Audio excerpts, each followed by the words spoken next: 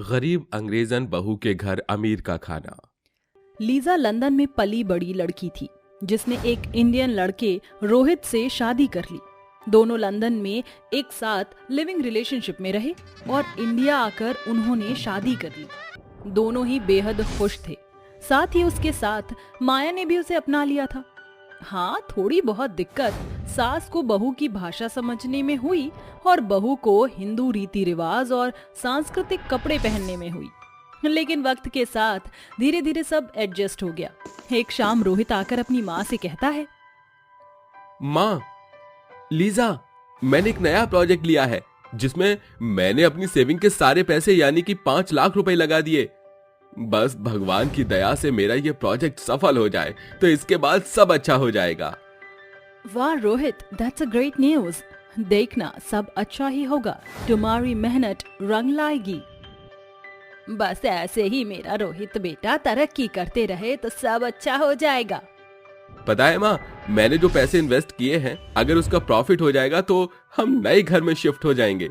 मैंने एक नया घर भी देख लिया है। वाओ, अब हमें छोटे से घर में नहीं रहना पड़ेगा। इतनी अच्छी खुशखबरी है रोहित।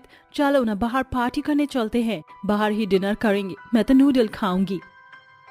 मुझे तो बेटा मलाई चाप खानी है, वो जो नॉनवेज जैसी लगती है पर होती नहीं है वो।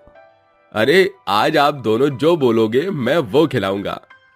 तभी रोहित उन्हें डिनर के लिए रेस्टोरेंट ले जाता है। कुछ दिनों बाद रोहित को पता चलता है कि उसने जहां इतने सारे पैसे इन्वेस्ट किए थे वो एक फ्रॉड प्रोजेक्ट में किए थे, जिसका उसे ये खामियाजा भुगतना पड़ता है कि उसकी कंपनी पूरे तरीके से चौपट हो जाती है और वर्कर की वसूली के लिए उसे अपने घर भी बेचना पड़ता है, जिसके बाद उनकी आर्थिक स्थिति इतनी डावाडोल हो जाती है कि वह एक छोटी सी झोपड़ी में आकर रहने लगते हैं, जहां रोहित कुछ दिन काम की तलाश करता है। फिर उसे भारी बोरियों को उठाने के लिए एक गोदाम मिल जाता है।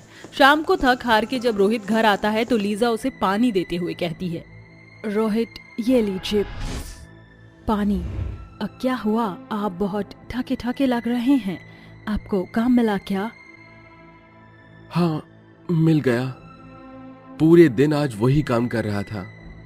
कौन सा काम मिला है बेटा, बता। एक गोदाम मिला है जहां हेल्पर की जरूरत है, तो मैं 15-20 किलो की बोरियों को उठाकर इधर से उधर रखता हूँ। What? आप भारी भारी बैग्स को उठाकर इधर उधर रखते हैं? हे भगवान, ये हमारी ऐसी गरीबी के दिन चल रहे हैं जो इतने अच्छे घर से इस झुग्गी में आ गए। इतने अच्छे कंपनी के मालिक होने के बाद आपकी मजदूरों जैसी दशा हो गई। मुझे सब कुछ मंजूर है लीजा, पर तुम लोगों को तकलीफ में नहीं देख सकता। तुम्हारी और माँ के लिए ये सब तो करना ही होगा। पर आप इतना दर्द क्यों सह रहे हैं? आपको किसी कंपनी में काम क्यों नहीं मिल रहा? क्योंकि सभी कंपनियां जानती हैं कि मैंने फ्रॉड प्रोजेक्ट में इन्वेस्ट किया, इसलिए वो मुझे अपनी कंपनी में शामिल नहीं करना चाहते।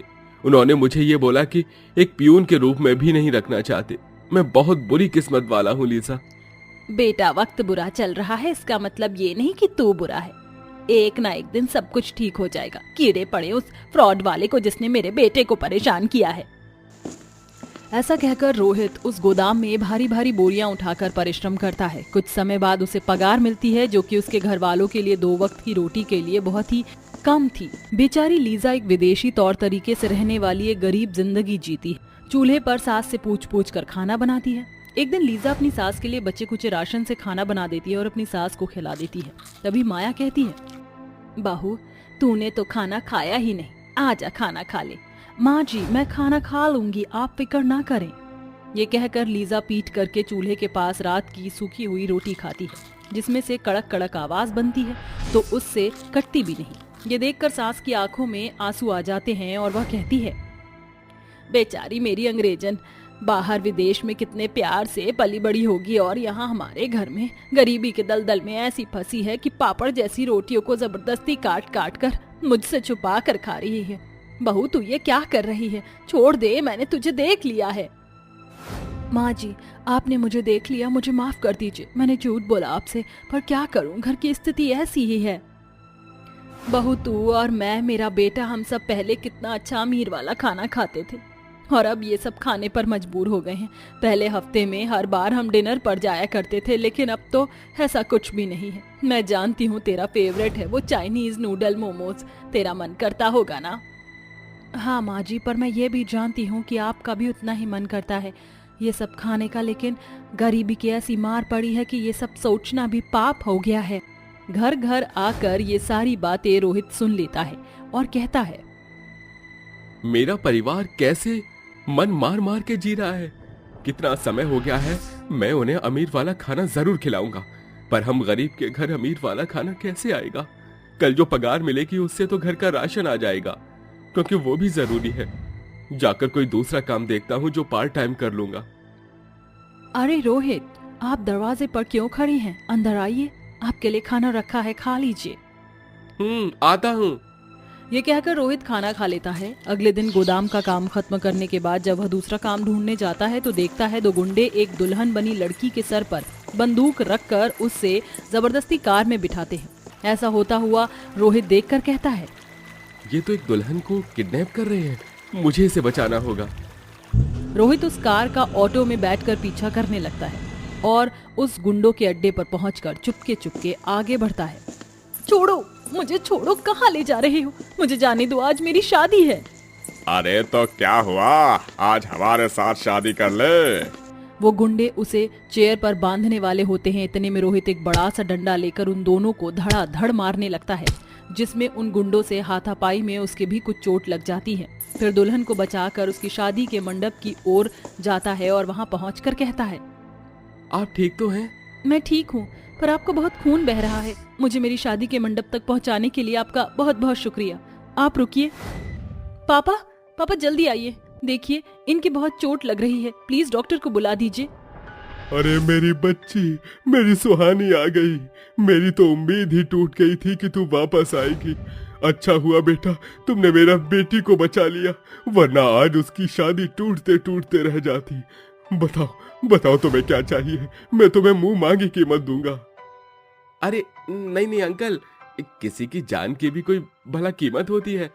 लेकिन हाँ, मेरा परिवार काफी भूखा है, काफी समय से उन्होंने कुछ अच्छा खाना नहीं खाया। अगर आप इतनी सी मेहरबानी कर देते तो अच्छा होता। अरे बस इतनी सी बात बेटा, मैं तुम्हारे पूरे परिवार को इस शादी में अमीर वाला खाना खाने के लिए इनवाइट करता हूँ। पहले अंदर चलो, मैं डॉक्टर को बुलाता हूँ। शुक्रिया अंकल जी।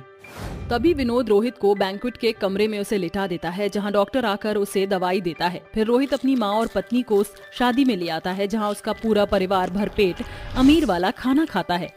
अरे वाह, बड़े दिनों बाद इतना अच्छा अमीर वाला खाना खाने को मिला है। बिल्कुल माँ जी, it's so yummy, I love Afghani momos and shahi टुकड़ा।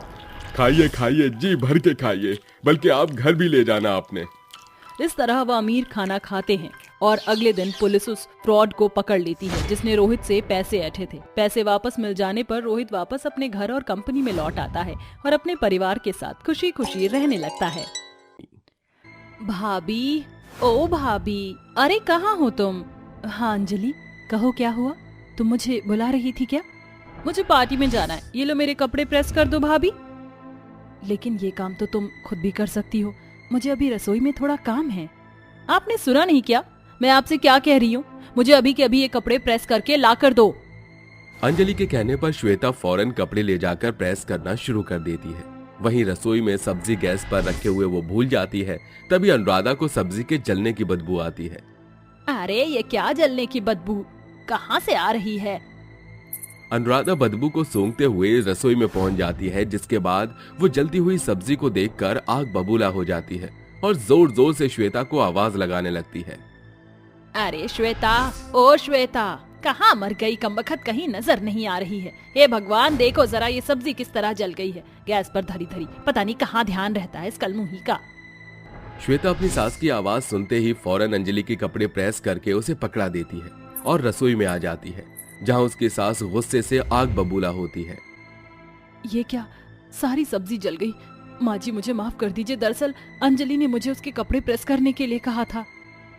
तभी वहां अंजलि आ जाती है और कहती है, मैंने तो कपड़े प्रेस करने के लिए कहा था, लेकिन ये तो नहीं कहा था कि सब्जी की गैस ऑन करके ही मेरा काम सुनो। क्या तुम्हें सब्जी की गैस बंद नहीं करनी चाहिए थी? मुझे माफ कर दीजिए, मुझसे भूल हो गई, आइंदा ऐसी गलती नहीं करूंगी। अनुराधा श्वेता के बाल पकड़ लेती है, जिसके बाद वो गुस्से से कहती है, क्यों री, इस घर का राशन क्या तेरा बाप रख के जाता है जो बेफालतू में हमारे घर का राशन बर्बाद करती जा रही है? अरे इस घर में पैसा पेड़ पर नहीं उगता बल्कि कमाने से आता है, और तुझे तो इस घर में मुफ्त की रोटी तोड़ने से फुर्सत नहीं है। वो तो सब चलो देखा जाए, भला ये सब मैं नजरअंदाज कैसे कर सकती हूँ? माँ जी मेरे सर में दर्द हो रहा है, आपने बहुत जोरों से मेरे बाल पकड़ रखे हैं, छोड़ दीजिए माँ जी, आइंदा मैं ऐसी गलती दोबारा नहीं दोहराऊंगी। अगर फिर से तूने कोई गलती की तो तुझे इस घर से ही निकाल दूंगी, याद रहे वो दिन तेरा आखिरी दिन होगा, समझी या नहीं? समझ गई माँ जी, अब आप मेरे बाल छोड़ दीजिए, मुझे बहुत जोरों से दर्द हो रहा है। अनुराधा श्वेता के बाल छोड़ देती है, जिसके बाद वो दोनों माँ बेटी वहां से चली जाती हैं। श्वेता जली हुई सब्जी फेंक कर दोबारा से खाना बनाती है और सबको नाश्ता दे देती है। वहीं दूसरी तरफ अनुराधा अपने बेटे चिराग के लिए एक लड़की ढूंढ रही होती है। अब पंडित जी लड़की ऐसी बताओ जो खूब पैसे वाली हो, अरे मतलब अमीर घर से होनी चाहिए, मेरी बड़ी बहू की तरह गरीब घर की नहीं होनी चाहिए। अरे बहन जी, आपको परेशान होने की कोई आवश्यकता नहीं है। मैं लड़की ऐसे घर की ही देखूंगा जो दहेज में खूब सारा दान दहेज लेकर आएगी। ये सुनते ही अनुराधा बहुत खुश हो जाती है, जिसके बाद पंडित कुछ ही दिनों में अनुराधा को एक अमीर घर की लड़की से रिश्ता करवा देता है। अनुराधा बिना समय बर्बाद किए अपने बेटे चिराग की शादी नताशा से करा देती है। OMG, देखो तो सही सासू माँ, आपका घर कितना पुराने जमाने की तरह का है। क्या आपने कभी इस घर की रेनोवेशन नहीं करवाई? अरे बहू कैसी बातें कर रही हो, अभी तुम्हारी शादी होने से पहले ही तो घर की रेनोवेशन करवाई है। मुझे पता होता कि मेरे ससुराल वाले इतने गरीब हैं तो मैं इस घर में अपनी शादी करती ही नहीं। खैर छोड़ो, अब मैं क्या ही बोलूं आपको। नताशा बहुत घमंडी थी और उसे अपने पैसों का घमंड और भी ज्यादा था। वो घर के किसी भी काम को हाथ नहीं लगाती और सारा दिन मोबाइल में ही लगी रहती। वहीं दूसरी तरफ अमीर बहू के आने की वजह से खाने की टेबल पर कोई कुर्सी खाली नहीं बचती, जिसके चलते अनुराधा अपनी बड़ी बहू श्वेता को जमीन पर बैठने के लिए कह देती है। अरे श्वेता, तुम यहाँ अपनी थाली क्यों लेकर आई हो जब तुम जानती हो कि खाने की टेबल पर जगह नहीं बची? अरे हाँ माँ जी, मैं तो भूल ही जाती हूँ कि अब खाने की टेबल पर मेरी जगह नहीं बच पाती, लेकिन कोई बात नहीं, मैं यहाँ नीचे ही बैठकर खा लेती हूँ। श्वेता खाना खाने जा ही रही थी कि तभी नताशा उसके हाथों से थाली छीन लेती है और उसे दूसरी थाली दे देती है, जिसके अंदर सूखी रोटी और प्याज रखी होती है। किसने कहा तुमसे कि तुम ये वाला खाना खाओगी? अरे तुम इस खाने के लायक भी नहीं हो, ये खाना सिर्फ और सिर्फ हमारे लिए बना है। तुम जैसे गरीबों को तो ये सूखी रोटी और प्याज ही काफी होती है। अपनी देवरानी का ऐसा बर्ताव देखकर श्वेता हैरान रह जाती है, जिसके बाद वो किसी से कुछ नहीं कह पाती और चुपचाप अपनी गरीबी के चलते सूखी रोटी के साथ प्याज खा लेती है। इस बात से अनुराधा बहुत खुश होती है, लेकिन उसे आगे का जरा भी अंदाजा नहीं होता। दिन प्रतिदिन नताशा का घमंड 7वें आसमान पर पहुंच जाता है और वो सब अपनी सास और अपनी जेठानी को कुछ नहीं समझती। एक दिन वो अपनी सास से कहती हैं, देखो माँ जी, आज मेरी सहेलियां घर पर आने वाली हैं और मैं नहीं चाहती कि आप में से कोई भी उनके सामने आए, क्योंकि आप लोग शक्ल से ही गरीब लगते हो। क्या कहा बहू तूने? क्या मैं शक्ल से ही गरीब लगती हूँ? नताशा हंसने लगती है, लेकिन इस बात का अनुराधा को बहुत बुरा लगता है। उसकी आंखों में आंसू आ जाते हैं, जिसके बाद वो अपने कमरे में चली जाती है। कुछ ही देर में वहां श्वेता आती है और अपनी सास से कहती है, अरे माँ जी, आप यहाँ रो क्यों रही हो? रोना बंद करो, वो अभी नादान है, धीरे धीरे सब समझ जाएगी। ये मेरी ही गलती है बहू, मैंने तेरी देवरानी को अपने सर पर चढ़ा लिया है, लेकिन अब और नहीं, मुझे अपनी गलती को सुधारना होगा। आज ही तुम अपने मायके चली जाओ और 1 हफ्ते बाद आना। लेकिन माँ जी। अनुराधा श्वेता की एक नहीं सुनती, जिसके बाद न चाहते हुए भी श्वेता को अपने मायके 1 हफ्ते के लिए जाना पड़ता है। उसके जाते ही घर की सभी जिम्मेदारियों का भार नताशा के ऊपर आ जाता है। सारे काम उसे ही करने पड़ते हैं। हे भगवान, मेरी जेठानी कितना सारा काम किया करती थी, उनके जाते ही मुझे मेरी नानी याद आ गई। आज मुझे पता चला कि मैंने अपनी जेठानी के साथ कितना बुरा बर्ताव किया, और यही नहीं, मैंने तो अपनी सास के साथ भी बहुत बुरा बर्ताव किया। नताशा को अपनी गलती का एहसास होता है, जिसके बाद वो अपनी सास के पास जाती है और उनसे अपनी गलती की माफी मांगती है।